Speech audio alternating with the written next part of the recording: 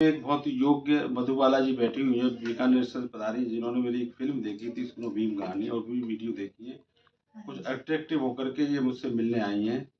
उनका अच्छा और इनका जीवन बहुत संघर्षशील रहा है और बहुत दुखों का सामना इन्होंने किया है कि वो दुःख नहीं आएँगे तो सुख का अनुभव कैसा होगा। आज इनको यहाँ बैठ कर के बड़ा सुख का अनुभव हो रहा है, मेरे साथ बैठ कर के कुछ बातें हुई। मैं इनसे एक प्रश्न करता हूँ कि भारत हमारा विकासशील से विकसित कैसे हो सकता है?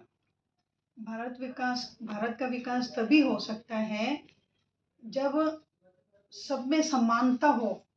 और ये हमारा आर्टिकल 14, 15 आर्टिकल जो 14 और संविधान में 15 का अनुच्छेद में दे रखा है, अनेकता में एकता।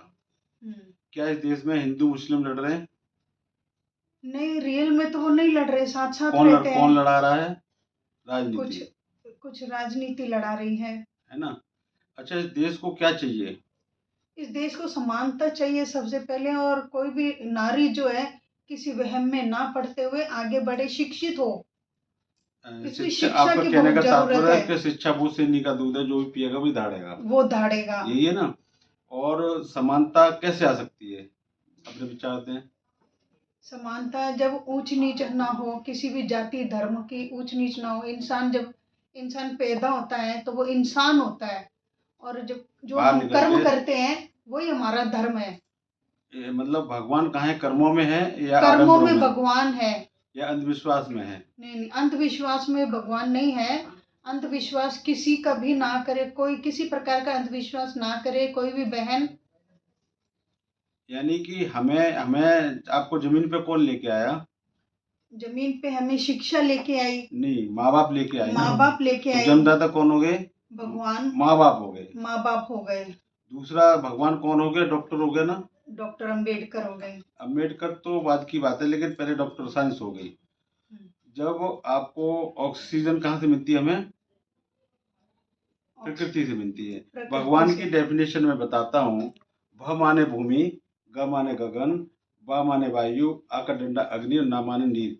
ये सारी ये है चीजें, हमारे ये असली। सारी चीजें हमें ये कहाँ से, 5 तत्व हमारे असली कहाँ से भगवान मिलती ये है? है। प्रकृति से। तो प्रकृति हाँ। भगवान हो गई ना। हाँ, यही हमें दिखाई देते हैं, तो हाँ, इसलिए जो दिखाई देता है, जो महसूस हो रहा है, वो भगवान है। वो भगवान है। जो हमने देखा ही नहीं उसको हम भगवान कैसे मान सकते हैं? हाँ। ठीक है ना। और पहले भगवान हमारे कौन हो गए? माँ बाप। आपका कहना माँ यही बाप। है ना? हाँ। क्योंकि वो धरती पे हमें ले गए, तब ये खूबसूरत दुनिया आपको देखने को मिल मिली। पा रही है। हाँ जी। तो आप एक महिला होने के नाते आप समाज को क्या देना चाहेंगी? मैं समाज को पहले शिक्षा देना चाहूंगी और समानता देना चाहूंगी। महिलाओं का सम्मान किस हद तक होना चाहिए आपके हिसाब से? महिलाओं का सम्मान इस हद तक होना चाहिए कि वो शिक्षित हो और बराबरी करें, बराबरी से बैठे एक आदमी के। लेकिन हमारा देश तो पुरुष प्रधान देश रहा है। पुरुष प्रधान जो देश रहा है वो बहुत ही दुख का कारण है, जिसकी वजह से महिलाओं का बहुत बहुत शोषण हुआ है। तो आप सती प्रथा और देवदासी प्रथा पे क्या कहना चाहेंगी? अच्छी थी या खराब थी? वो बहुत बुरी प्रथा थी। मैं मतलब बयान आपको नहीं कहने कर का सकती उस तात्पर्य है कि अत्याचार को। हाँ, उनको भांग पिला के उनको उस पे चिता की लकड़ी पे बिठाया जाता था, ताकि वो नशे में विरोध ना कर सके। और ढोल नगाड़े बजाए जाते थे ताकि उसका शोर कोई सुन ना सके, उसकी चीखे कोई सुन ना मैं सके। महापुरुष की दो पंक्तियां सुनाऊंगा हिंदुओं के लिए। उनने कहा है, कबीरदास जी को जानती हैं आप? हाँ जी।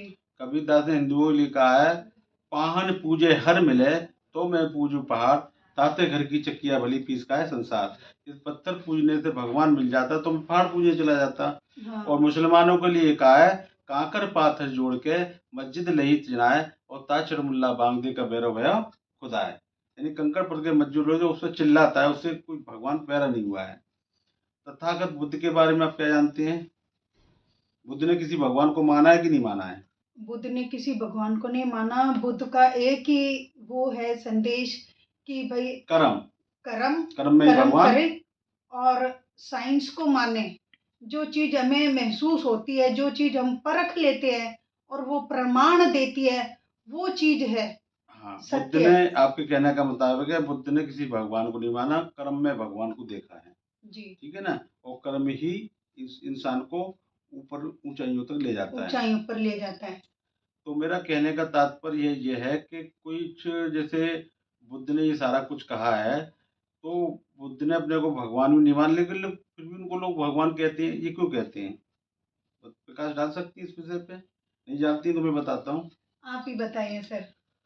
बुद्ध को भगवान कहने वाले लोग यदि भगवान कहते हैं तो बुद्ध को गाली देते हैं। उन्होंने बुद्ध के बारे में पढ़ा ही नहीं। एक बार का हादसा बताता हूँ, जब बुद्ध भगवान एक पेड़ के नीचे जब सो रहे थे तो